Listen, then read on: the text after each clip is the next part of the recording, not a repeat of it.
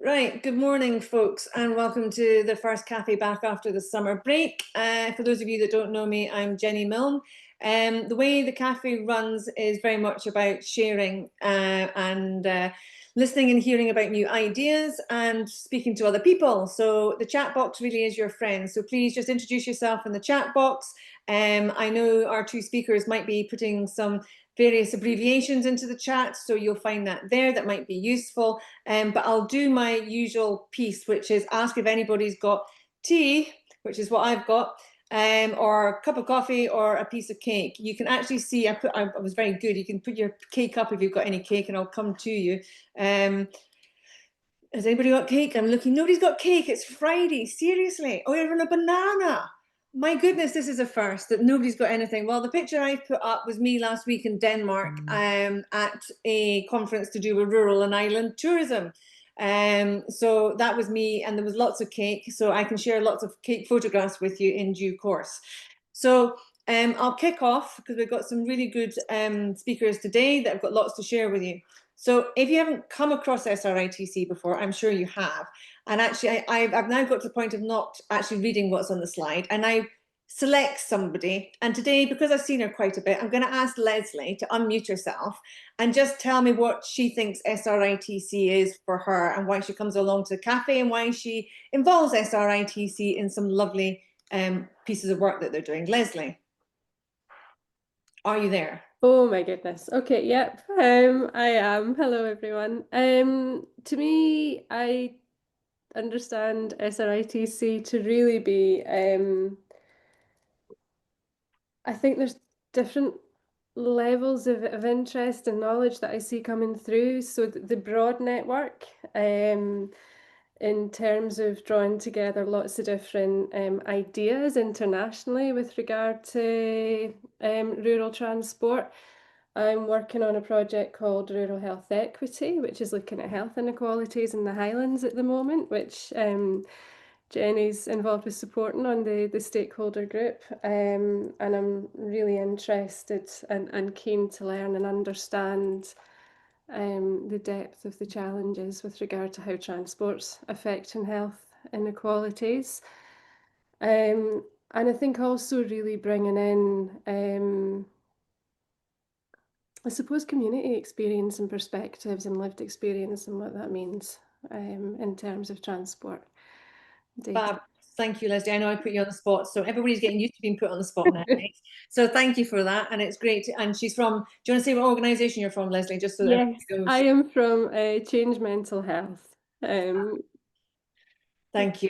So you've already seen that probably that Alex Reid, one of our directors, is also here today, thanks to Doug, who's one of our musketeers who helps out. He's helped pull together the cafe today and organise our speakers, so a big shout out to him. And we've got a bit of an update coming on the advisory board, which you will see at next month's special cafe. So news from me, what's been going on? I'm still Superwoman, not. The brain injury is still there. So things, if you see a typo from me or something that doesn't make sense or I stutter, then that's the explanation.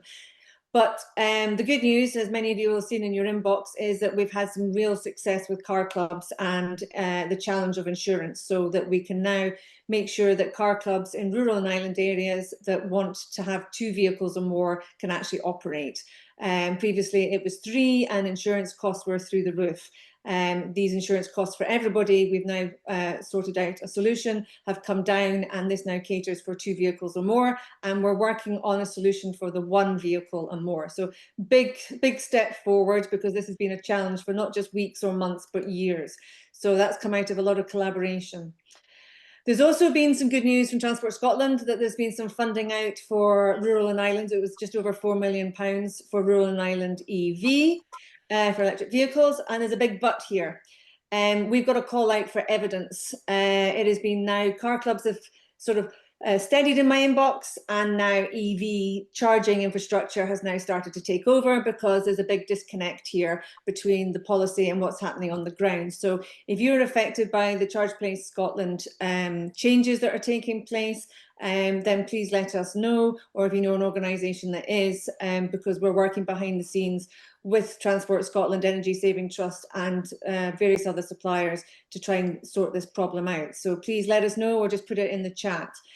It's been a busy week for me. You may have all seen in the news bulletins, or on the BBC News yourselves, there was an article from Dumfries and Galloway about rural buses and how one bus arrives at 11:30 and the same bus leaves the area at 11:35. So it gives you 5 minutes to do your messages and things. And the article also talked about bus cuts.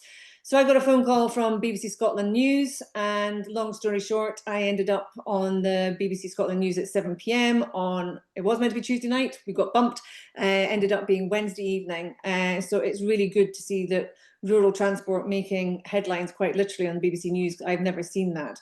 The Scotsman are also really interested in an article or three, if I can persuade them, on rural buses. Alistair often joins us, but he can't manage today. So if you know of anyone, or you're in an area where bus cuts have been an issue, whether it's recently or in the past, or you have timetabling issues, or there's any bus issue, please just drop me an email so that we can gather this evidence, because we know it's happening.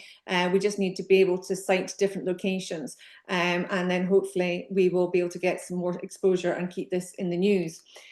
Finally, we've got the focus groups that we run. As I say, as a result of the Car Club car sharing focus group, we have made the insurance progress. We have one this afternoon on water transport. We have one on Monday for tourism, if you're interested in any shape or form of tourism.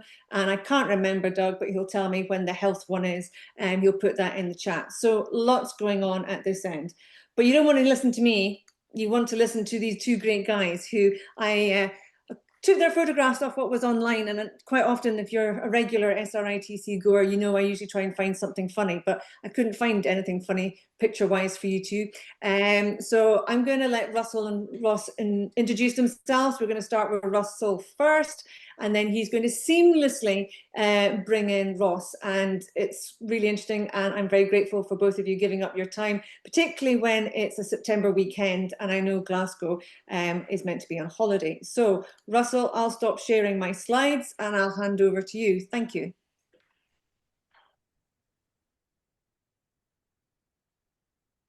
Thank you, Jenny. I think that's my screen shared. Sorry, post-COVID, we shouldn't still need to ask that, but yeah, no, thank you. Put it into slide share mode. Oh, is it not on slide share mode? There you No. go. Yeah, thank you for making time and for inviting me along today. My name is Russell Mackay. I'm the operations manager at Scotland's Charity Air Ambulance. What I'm going to do is, it's a bit of a challenge to fit sort of our history, our operation, what we do, and particularly the impact we have on rural communities into 10 minutes. So I am going to fire through quite a lot of information quite quickly before passing on to Ross, who will give a bit more of a medical and sort of clinical experience on how things work. But in the UK, there's 21 air ambulance charities. So 18 of those are based in England, regional air ambulance organisations, all charity funded. There's one in Wales, one in Scotland, and one in Northern Ireland. So Scotland's Charity Air Ambulance is the only charity funded air ambulance service in Scotland.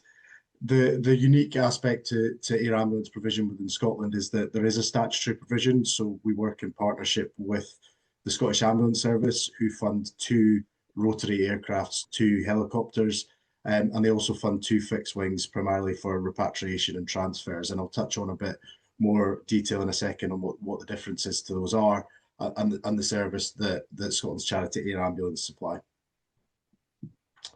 So a bit about SCA's history briefly, and as I say, it's quite a lot to fit into a short few minutes, but SCA was founded and formed in 2013. In 2013, we launched one aircraft, the Bolco 105, out of Perth, our founding airbase. In 2015, we brought a rapid response vehicle into that operation. So we were operating with one aircraft and car, and at the same time, we upgraded that aircraft to an EC135, which again, I'll touch on a bit more in a second. In 2020, probably the most significant investment in the charity's history was when we launched our second aircraft out of Aberdeen, again, an EC135. And in 2024, we upgraded our Perth aircraft to an NVIS night vision imaging capable aircraft, which again, I'll touch a bit more on in a second. And this is quite a good time to be having this talk, because next week we're launching the most capable HEMS aircraft in the UK out of Aberdeen. So again, it's been a massive piece of work for the organisation, and it will have massive benefits for those, particularly those in rural and remote locations, which I'll explain a bit more about what that means shortly. Scotland's Charity Air Ambulance is funded entirely by the people, the grants, the organisations and the businesses of Scotland. We receive no government funding, so we are entirely funded by our donors who continue to support us generously. I won't go too much detail about this, but the two aircrafts we operate currently out of Perth and Aberdeen are both 135s. Great aircrafts, commonly used in helicopter emergency medical services and air ambulance around the UK. They have a good range, good cabin volume, and particularly important, they have a small downwash so they can land in small spaces. And again, the two cars we use are BMW X5s, and there's a few sort of call-out statistics for the first 6 months of the year. The primary reason we have rapid response vehicles is when it's quicker to respond by land than it is by air, particularly close to both of our operating bases at Aberdeen and Perth Airport. And also occasionally we have that additional paramedic cover, in which case we will have somebody specifically on the car, but generally we don't crew the car all of the time. Scotland's Charity Air Ambulance work in partnership with two organisations. So our main stakeholder and partner is the Scottish Ambulance Service and EMRS North. EMRS. Ross works for EMRS, and he'll touch a bit more about what that actually means shortly. But our paramedics and our clinical governance and patient safety sits with the Scottish Ambulance Service. We pay as a charity, we pay for full for that service, but we don't directly employ clinicians or directly are not directly responsible for patient care. So the other aspect of that is that the Scottish Ambulance Service are responsible for tasking our assets. Our Aberdeen aircraft is paramedic led, and whilst our Perth aircraft is paramedic led, and whilst our Aberdeen aircraft is paramedic led, it's located next door to EMRS North, the doctor led retrieval team. They're generally on about 35 to 40% of our missions last year, so we have that specialist care. So whilst there's no bias, in terms of which asset is tasked, whether that be government or charity funded, occasionally the asset task will be the one that has the most appropriate level of care on it. And again, Ross can touch more detail about that. We operate in partnership with Babcock, who are our aviation provider and have been our aviation provider since the start. We've just started a new 10-year contract with Babcock, which kicked off on the 1st of April this year. It's a really exciting contract, which I'll touch on a bit more what that means in terms of aviation in a second. But what that means is we're able to invest in the aviation side of the organisation due to that long-term contract. Scotland's Charity Air Ambulance purpose and ambition is that no one in Scotland should die because help can't get there in time. So demand for our service, when Scotland's Charity Air Ambulance, in 2019, we only had one aircraft, as I've just explained. We carried out 307 missions by air and by road during that year. In 2020, we launched our second aircraft, as I said, in Aberdeen. April 2020, as I'm sure you're all aware, was an interesting time to do anything, let alone launch an aircraft.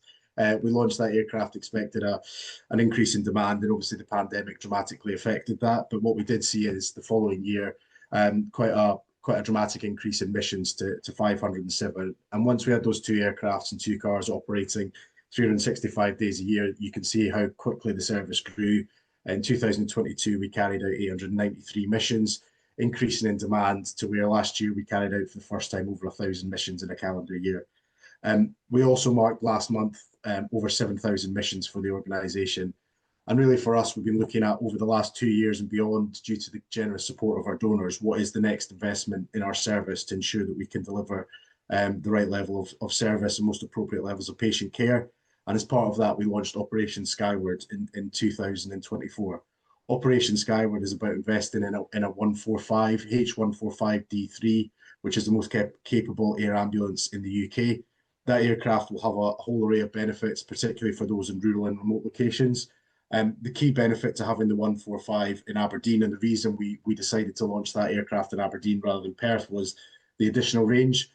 The range of the 135 is about 1 hour and 40 minutes. The range of the 145 is 2 hours and 40 minutes. So an extra 60 minutes in terms of range and fuel, which really, as I'm sure you can understand, for those on the islands and highlands and community areas, having that additional fuel to be able to respond to those missions is critical. This is the first time that Scotland's Charity Air Ambulance has ever had a brand new aircraft, so we've been able to design the medical fit out around what is right for our unique operating model. We've worked closely with EMRS North and our clinicians in Aberdeen to ensure that everything from the location of medical devices down to seating configuration and oxygen outlets is designed so that we can deliver that highest level of patient care. We will have the ability to carry 4 clinicians, well, in theory 5, but we will carry 4 clinicians when we work with EMRS North. So we'll have Ross and his colleagues, which is a doctor and paramedic team, along with our 2 paramedics, particularly important for major incidents. We'll have that ability to carry an additional person. So for the rural and remote locations, at the moment with the 135, we're limited by fuel and usable load, which occasionally means we might not be able to take a loved one. We might have to leave somebody in a rural location, whereas with this aircraft, we'll have the ability to take a loved one, potentially a dog, potentially a child, whoever that may be, depending on what the situation or the mission is. This aircraft has a whole array of enhanced safety features and improved patient care. The D3 upgrade, I won't go into the technical reasons as to why that is, but it's a more stable and comfortable mode of transport for the patient as well. Whilst upgrading our Aberdeen aircraft, we also upgraded our Perth aircraft while still a 135. It's now an NVIS capable aircraft. NVIS stands for Night Vision Imaging Systems. So what does that mean? Effectively, that means that we can carry out missions by night as we would by day. We'll be operating with night vision goggles. Our crews will be trained in that operating scene, which is something the Scottish Ambulance Service already do, but the charity will have the ability to operate like that. So in terms of carrying out missions, it means we can carry them out during the hours of darkness, but it means that it's also an enhanced safety feature for our crews operating in challenging weather around Scotland.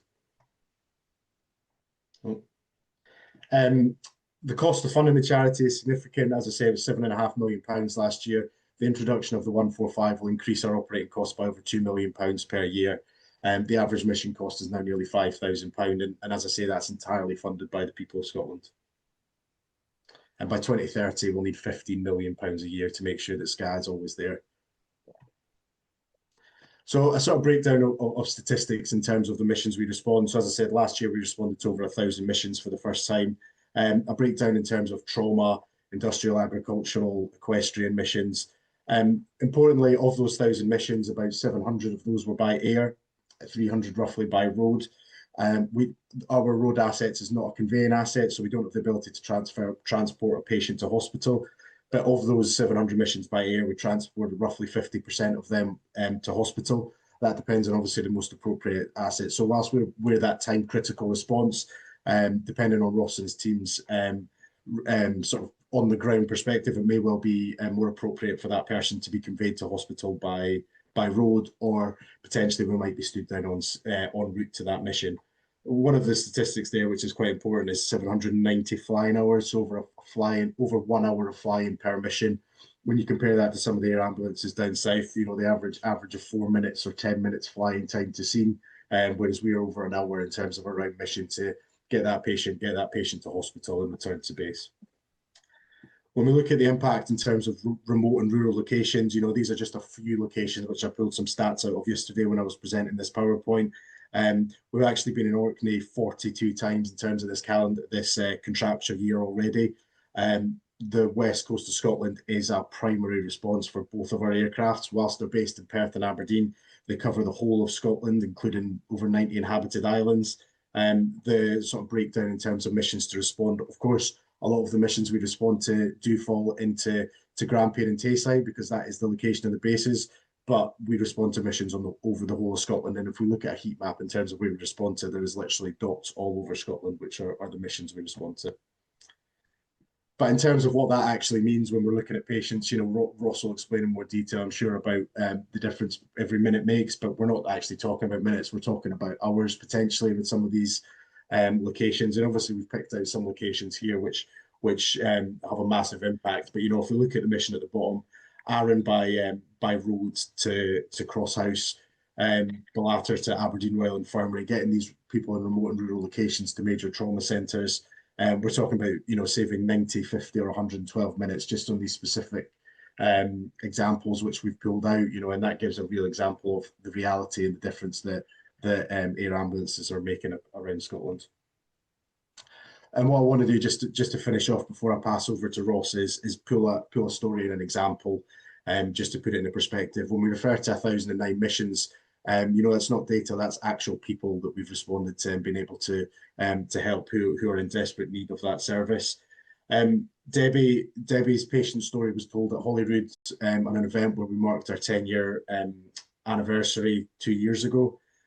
Debbie is based in Tomintoul. Her family have a farm in Tomintoul, and she was trampled on by one of the cows. Debbie managed to recover to the house where her husband seen that the farm door was open and called for immediate care. Our HeliMed 79 operation in Aberdeen responded with EMRS North, Ross's team. So we responded with a doctor, team, and our paramedics, and managed to convey Debbie to hospital in 20 minutes.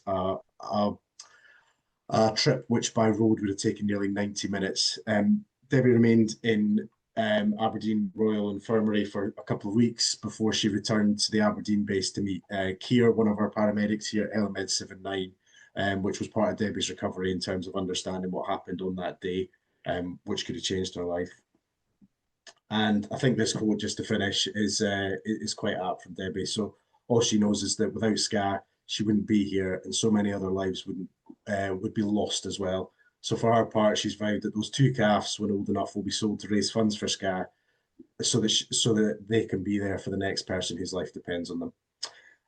I'm now going to pass over to Ross. Ross is one of the consultants at EMRS, Emergency Medical Retrieval Service, who'll be able to explain a bit more about the clinical side and the medical side of what air ambulances do in Scotland. Awesome. Excuse me. Thank you very much, Russell. Give me 2 seconds and I will just fight with the IT to show you my pickies. Since the question of silly photos was raised, I have taken the liberty of giving you some silly photos. So they're not online, but Your camera's gone off, by the way. There we go. Let's try that. Fab. Can you see? I have you'll have worked out by now. I have a great face for radio, so putting the camera on may not actually help very much. Right. Awesome. Thank you, Russell. Good morning, folks. Thank you for having me along. My name's Ross Moy. I am an Army medical officer, an A&E and pre-hospital consultant. And for my clinical stuff, I am based in Glasgow. So I work in A&E at the Queen Elizabeth, and I also fly with the Emergency Medical Retrieval Service. So I'll go through a little bit about who we are and what we do. So there's me, and there's some silly photos. There you go. Right. Geography is destiny. Scotland's a funny place. People say, "Oh, Scotland's too wee," but it's not. Scotland's too big. And the vast majority of the Scottish population live in the Central Belt and then up the East Coast. So there's a huge area of Scotland, and you can go back to the historical reasons, which are actually fascinating about why that should be. But large parts of Scotland, and I'm sure you're all very well aware of this, are relatively sparsely populated. And what does that mean from the provision of advanced medical services? We can't, medicine has moved into an era of centralisation, that we recognise that people have better outcomes when you centralise expertise in areas where people who do the same thing every day get very, very good at it. And that's great in an urban setting because you have one hospital that takes out all the gallbladders and they get really, really good at it. What that means is you have issues in more rural areas. Again, not news to anybody. You cannot expect that same level of provision in every single town. The Belford Hospital in Fort William cannot provide the same level of care that the Queen Elizabeth can. So it just doesn't work. You can't get the staff, you can't get the expertise. The volume of cases that you'd need to deliver that is just not there. So what do? We see it a different way. We try to bring critical care to the patient, and then our job is to then extend the bubble in which those specialist services can be delivered out and around the more rural areas. And there you go. There's Fort William from the air. Okay, again, lovely little hospital, does a great job, but you can't have all that expertise there. And particularly what they lack is specialist services and critical care, because of all the issues that I've described. So our job is to provide a basically mobile intensive care service. We are the back door of that hospital. When they reach the edge at the end of what capability they can deliver, we then facilitate the next bit. And that allows 2 things. It allows them to maintain their staff. They don't have to use their staff to deliver transfers down to the Central Belt. But also, we are experts in the moving of very sick patients by road, by air, by whatever means. This is where we are. So the red dots show you where EMRS. We have two teams, one based in Glasgow at the airport, one based in Aberdeen, and I'll talk through the team composition. Other key bits to note, there is a trauma team in Dundee. There is changed, actually. There isn't a trauma team in Edinburgh anymore. But we do use our colleagues from the SCAT, the Charity Air Ambulance based in Perth, but particularly in Aberdeen, because they provide the primary transport asset up there. The other group we use is the search and rescue aircraft, which I'll talk a little bit about in a minute, and we use them particularly in poor weather. So the EMRS West team covers all of the west of Scotland, and that is from Stranraer all the way up to Stornoway. And then the team in Aberdeen cover up towards Orkney, Shetland predominantly, and also Wick, and then feed into either Inverness or Aberdeen. Here's the team. So within the team, we've got a variety of individuals, and the normal building block is that we are a consultant delivered service, which is very unusual. If you look at most charity air ambulances in the south of England, they will deliver care is usually delivered by critical care paramedics and senior trainees, whereas we will always send a consultant on every mission. So our consultants range in specialties from emergency medicine, intensive care and anaesthesia, but all of them have specific additional training in both pre-hospital care and in critical care transfer. We also have the tall gentleman in the middle is one of our registrars. So he's a specialist trainee in emergency medicine who is building towards becoming a consultant. And the other key members of the team are our critical care practitioners, and they range from a variety of nursing and paramedicine backgrounds. And that's because the skill set that we need from these extra team members isn't really met by nursing or paramedicine individual. There's a crossover required. So we need nurses with their skills in management of infusions, in terms of temperature management, comfort, dignity, pressure area care, and all these things, and critical care management of patients. And then we also need paramedics who understand the complexities of delivering critical care in the primary settings. And I'll talk through the kind of jobs we do in a moment. Here are the things we can do. So we can deliver general anesthesia, we can bring blood products, we can bring inotropes, which are drugs designed to support one's blood pressure. We carry ultrasound, we can give advanced pain relief drugs, and also we have ways of delivering those drugs that are not available to road crew paramedics. Probably the most important thing we bring is senior clinical decision making. We've got consultants of, I mean, I'm probably mid-tier in terms of age and experience, but there's some consultants out there with a vast experience of delivering this care and helping these decisions. And the other bit that's done, it's not necessarily about what we do and where we go. One of the most important roles we do is we provide support and advice to rural clinicians. There is an EMRS consultant on call 24 hours a day, and any rural clinician can ring through the ambulance service specialist services desk, talk to one of us, and get advice on managing a patient. Because our rural GP college are absolutely excellent general clinicians. Their breadth of expertise absolutely blows me away. But sometimes when they reach the edge of the skills that they can deliver, then they need advice and support from us. And that advice might be just talking them through how to manage a case, or it may be actually, do you know what, thanks for that, we'll just come in a helicopter or a plane and we'll come and support you. The kind of jobs we respond to, so we respond to primary jobs, and what I mean by that is usually trauma, but sometimes medical jobs. So the ambulance service trauma desk paramedic will identify that the patient might benefit from critical care. They'll dispatch us, and and I'll talk about how we get there shortly. Some of the most interesting jobs we do, and these are the ones I find massively challenging, are what we call modified primary jobs. And that means that a GP in a rural area has identified they've got a very sick patient in their surgery. And in the Central Belt, you just ring an ambulance. But in the smaller islands, that is simply not possible. So the GP will institute the treatment they need, and then we will go and then institute critical care in situ and then transport the patient away to where they need to be. And then our bread and butter jobs is what we call secondary transfers, and that is supporting the remote and rural hospitals. So that would predominantly be Stranraer, Oban, Fort William, Wick, and Stornoway. And when they have a patient that they have high dependency unit, but what they do not have is intensive care. So we provide that intensive care transport service to move the patient from where they are to where they need to be. We can move by helicopter. So we've got, this is an EC-145 helicopter. It's based in Glasgow. That's our sort of predominant means for movement. But we can go by fixed wing to islands that have a fixed wing runway, or to Campbelltown. And then we can get around basically by road as well, if necessary, particularly in bad weather. The other group that we use sometimes is HM Coast Guard, because they have an all-weather capable flying aircraft that in bad weather and at night can fly in areas where our air ambulance simply cannot go because it's not safe. And like I say, we often make our way back by taxi, which is the less glamorous side of it. So the anatomy of a job. This is that's Corbett's Corner in Fort William, which is a pretty scenic landing spot. So this is what we would do. An island, doesn't matter which one, the GP has access to a 6-bedded ward with capability, and we have a consultant registrar on call.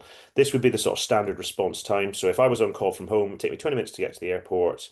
let's just say this could happen at any time of the day or night. We have people based on site from 7 a.m. till 11 p.m. and then we're on call from home after that. So the kind of time frames you're looking at are, as you can see there. So this is not a quick process. We cannot simply, you have to take your time and think about what the right thing to do is. But if we went to, the idea is we went to a patient who the GP rang me and said, I've got a patient who is struggling to maintain their blood pressure and struggling to breathe, and they've been given some oxygen, they've given some antibiotics, all the appropriate things from that GP.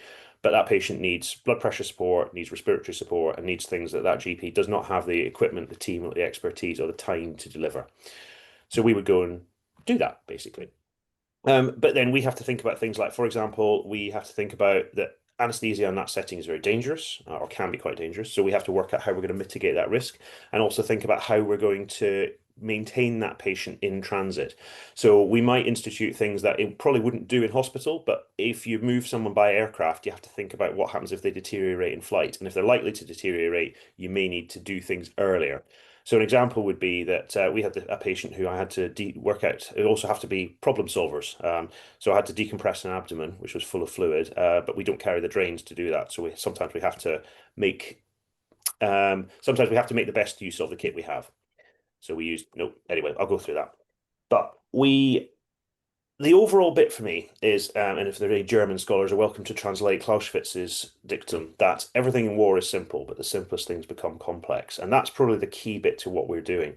We're not doing actually vastly complicated medicine. What we do in any district general hospital would be relatively standard care.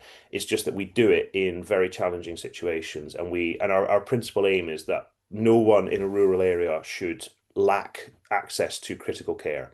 And if it can't be delivered in bricks and mortar, then it can be delivered by the people who can deliver the care, and that's the key bit of what we do. That is me. I will shut up and hand back to the rest of you for questions, comments, or abuse.